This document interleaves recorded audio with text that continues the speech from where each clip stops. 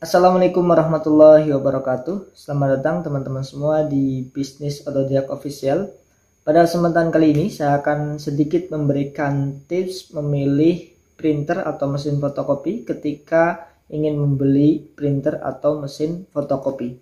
Tentunya sebelum kita membeli mesin fotokopi atau printer, kita harus lihat kebutuhan kita dulu. Misalkan kita buka usaha di keramaian di tengah kota, di dekat sekolahan ataupun perkantoran, maka itu pasti butuh yang cepat ya. Butuh mesin fotokopi yang cepat. Nah, saya sarankan kalau di daerah yang seperti itu harus punya printer yang laser, karena printer atau mesin fotokopi yang laser itu sudah pasti cepat. Lalu harus ada F4-nya. Harus bisa print ataupun fotokopi F4 karena di daerah yang ramai itu atau di sekolahan, di perkantoran itu pasti membutuhkan yang namanya fotokopi F4 ya. Karena memang fotokopi atau mesin printer yang bisa F4 itu agak mahal ya. Nah, saran saya dua ini harus memperhitungkan, harus mementingkan yang laser, yang cepat dan bisa F4. Itu yang paling penting ketika kita di keramaian atau di dekat sekolah atau perkantoran gitu ya. Kecuali kalau kita memang baru buka usaha, baru mulai, terus di pedesaan, tidak di keramaian, agak jauh ya, untuk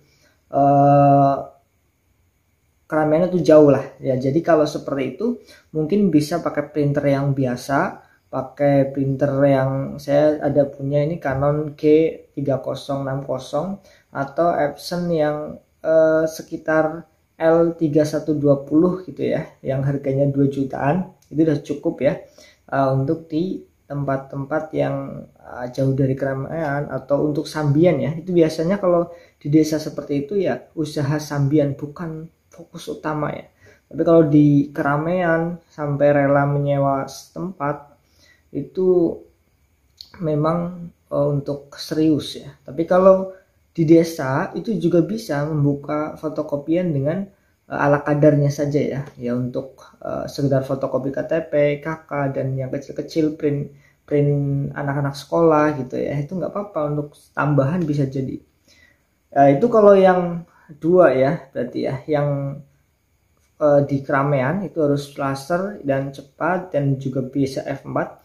Kalau yang di pedesaan jauh dari kota untuk sambian saja, ini ya cukup printer-printer yang harga 2 juta. Lalu kalau yang tengah-tengah gimana? Tengah-tengah itu mungkin seperti saya ini, tengah-tengah ya. Jadi di perkotaan tidak, di desaan juga tidak desa-desa banget. Tapi kalau saya lebih untuk mencetak buku ya, karena mungkin menurut saya orang yang membuka usaha fotokopi atau tempat fotokopian ini harus punya satu senjata yang tidak melulu mengandalkan ada orang fotokopi. Jadi kita harus punya kreatif sendiri. Kalau saya misalkan di bidang buku ya, di bidang buku maka saya fokus mencetak buku, saya jual bukunya sendiri ya.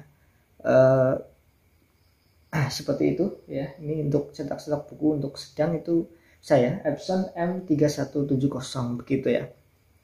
Atau kalau punya keahlian lain foto misalkan ya, foto-foto seperti itu, dia kreatif ya.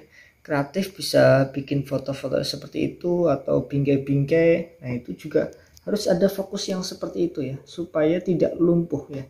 Harus di tempat fotokopi kita tidak hanya dari satu jalur ya, jalur fotokopi, jalur printer, itu tidak hanya dari itu, tapi harus ada fokus lain. Misalkan seperti kita fokus ke undangan, ada yang undangan, ada yang ke kartu, ada yang ke kayak gitu foto-foto bingkai dan lain-lain, ada yang fokus di ATK ya, di ATK dan macam-macam. Pokoknya saran saya ya tidak hanya fokus mengandalkan dari satu jalur menghasilkan uang, jalur fotokopi print saja tidak ya. Harus ada jalur yang lain. Misalkan foto, kalau saya termasuk yang di buku saja ya, di buku saja fokusnya ya. Bingkai ini juga sambian saja, fotokopian sambian saja, terus ATK juga sambian sedikit tidak banyak ya. Jadi kita harus punya jalan yang tidak hanya satu ya ketika usaha, atau ATK-nya mau diseriusin, ATK-nya diseriusin, atau kita kreatif bikin logo-logo, desain-desain yang bagus nanti biar kita bisa jual logonya, atau juga bisa foto-foto gambar yang kekinian buat anak-anak biar anak-anak suka gitu ya.